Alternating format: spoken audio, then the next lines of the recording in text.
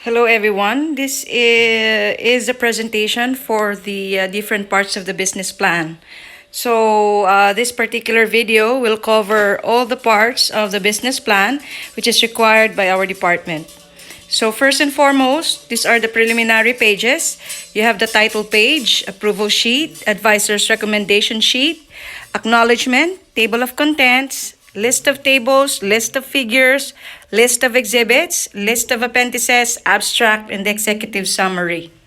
Now, going through one by one, of course, the title page, we have our own format. We follow the APA, and you need to get the guides for that. Then the approval sheet is the one signed by your panelist at the end of the defense. The advisor's recommendation sheet is our basis for scheduling you for defense.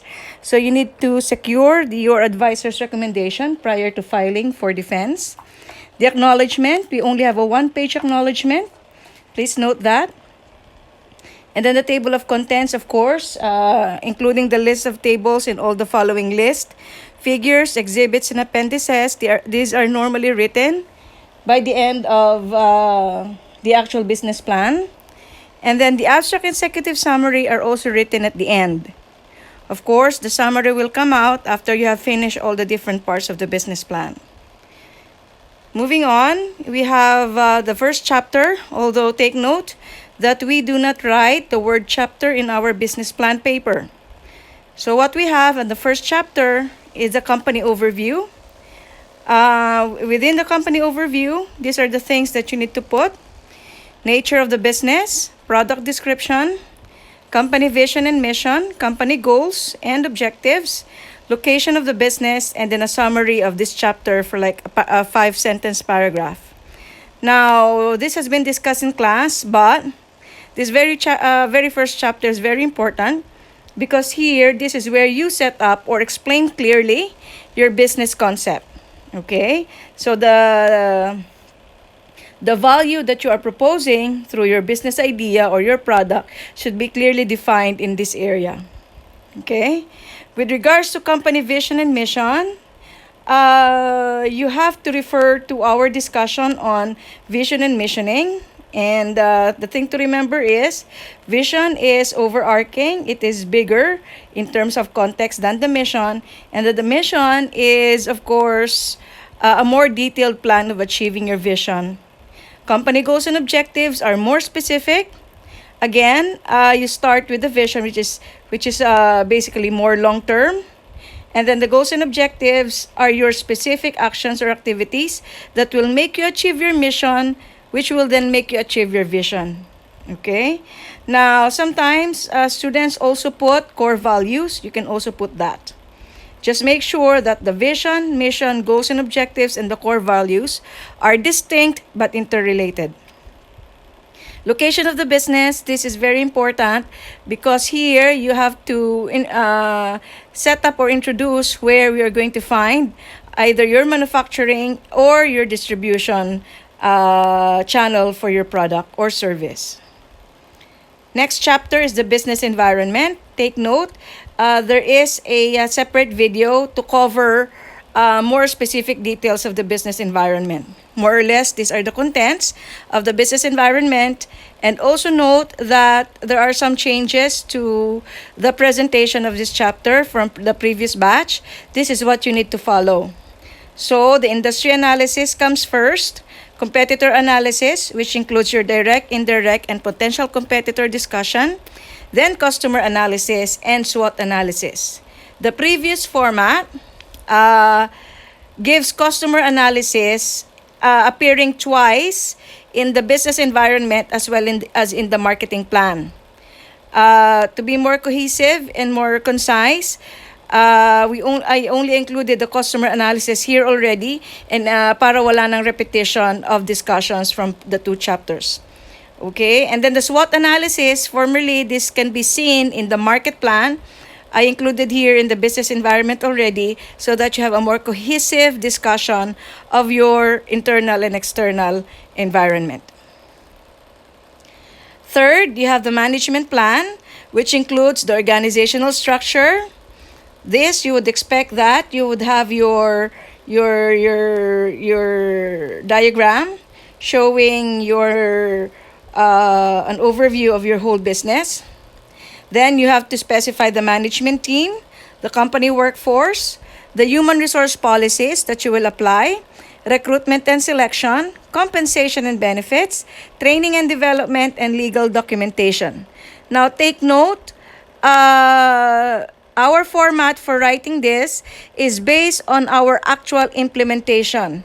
Do not commit the mistake of referring to previous discussion of management plan, recruitment and selection policies, compensation and benefit that gives like a discussion of the minimum wage, that, because our setup for this business plan is a micro setup wherein it is created for implementation after the paper has been defended. Please take note of that very important point. Now, in terms of training and development, it has to be realistically the kind of training and development that the management team or the workforce would truly engage in prior to production. Okay, now with legal documentation, since this is going to be an actual business activity, but we will not be registering it yet, you have to present lang yung actual na mga steps kung paano i-register siya. And that would include your business permit, your BIR, and your PhilHealth SSS documentation.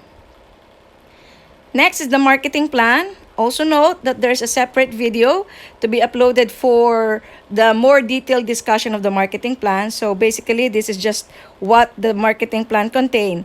Since the business environment had changes incorporating some parts of the marketing plan, then of course the marketing plan will have changes as well from the previous batch.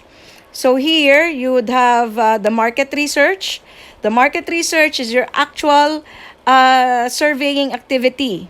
Okay, so here you would have to explain your data collection process and sampling method.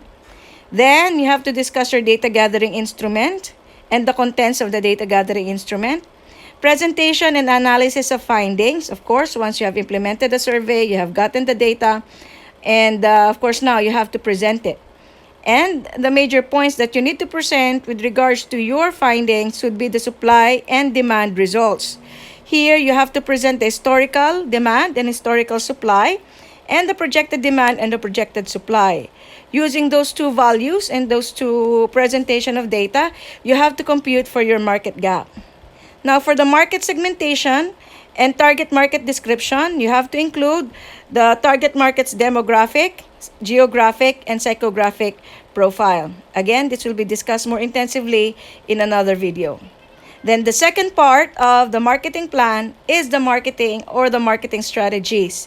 Given your market survey and the results of your market research, you now have a better idea of who your target market is, and now you can strategize based on that information. And then in the end, every chapter would have its summary detailing the salient points of this chapter.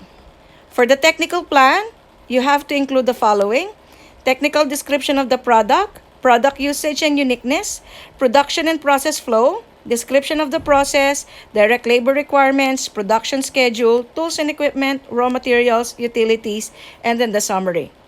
To follow ang video for this particular chapter.